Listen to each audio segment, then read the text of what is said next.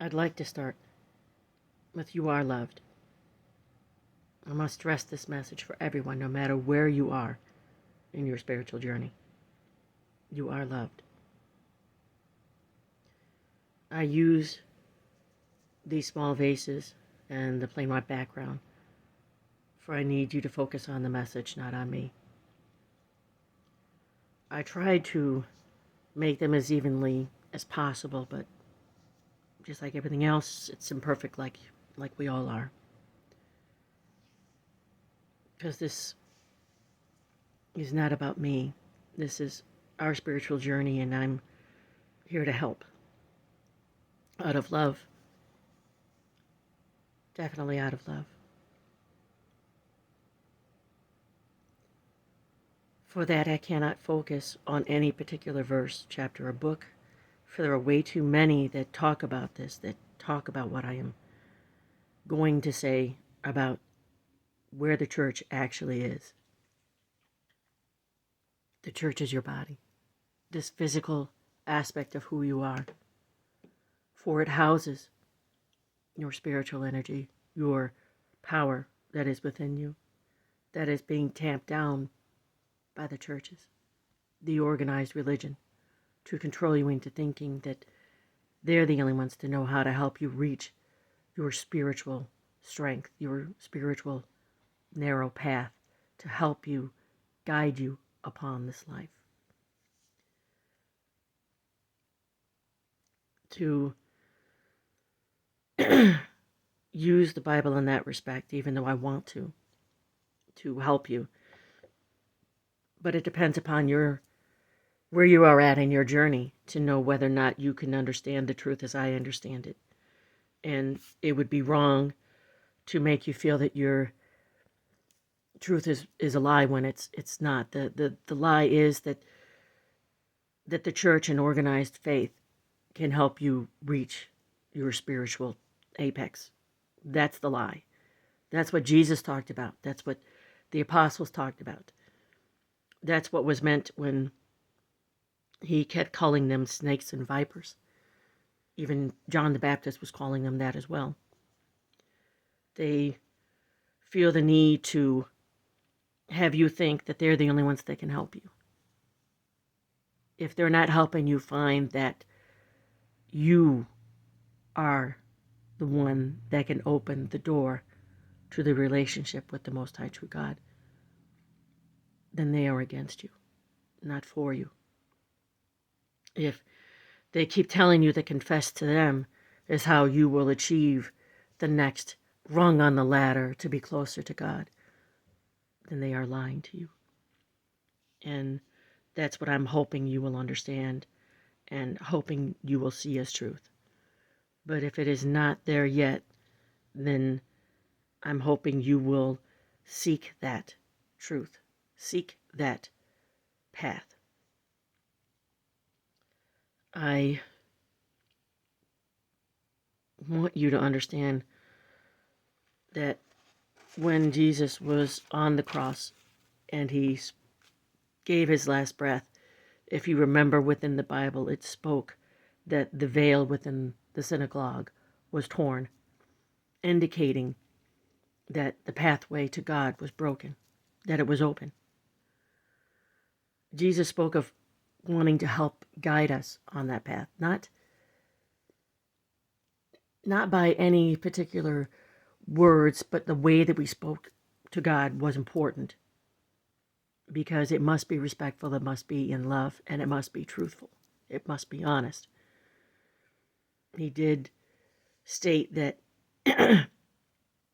along with the apostles, that it was always the intent of the heart that was always important, not just the words. If you remember in a lot of the parables, he spoke of individuals who said nice things but did not have that intent within their heart. If you do not have the intent, then what comes out of your mouth is evil, and it does not help you, it works against you. If your true intent is to remember the two golden rules, the two main laws that he spoke of, that underline all of the 10 commandments and the additional 10 within the apostles, within the New Testament, that speak of loving the Most High True God first and foremost in your life with every ounce of your being. Then taking that love and loving that person next to you in the same way that you would want them to show you love. These are important things. And when you are doing them and doing them correctly, and by correctly I mean only with the truest intentions, to not want anything in return. For if you do want something in return, then you need to stop a moment and think. Jesus never asked for anything in return. Never asked for anything in return. That is why it is that a lot of people try to claim that they want you to think as Jesus thought. But that is within you. The burden is not within him to change your life. It is within you. The burden is within you to change your life. You can choose to follow the path, the narrow path that he showed us. And it does not mean that you give to the point that you have nothing. When you give with the intent to help, to aid, it is always returned to you in time. In time. The timing is God's, not man's. To understand that we are the church and that we fashion ourselves in the same way, to understand that we are more than just the physical person, that we are more to one another than just the physical aspect, then we are traveling on that narrow path, side by side with the Most High, with Jesus, with our fellow brothers and sisters. Remember the faith of Abraham. Remember the faith of Jacob. Remember the faith of Moses.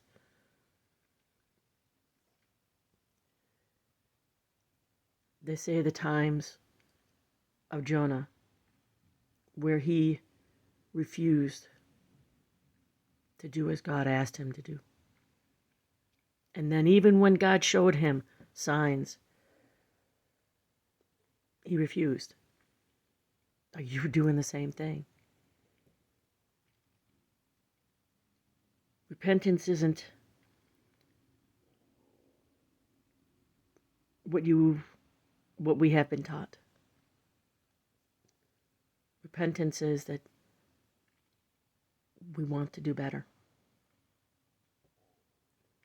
Knocking on that door, asking not only to understand why we misbehaved, to seek true forgiveness, not only from within ourselves for what we've done and what we've allowed to let ourselves feel, but to forgive that other person for the pain that caused them to cause us pain.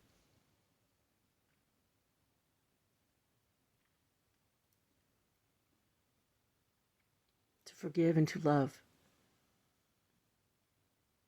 To spread joy, to spread peace. These are the most important things we can do for one another. Please do not hesitate.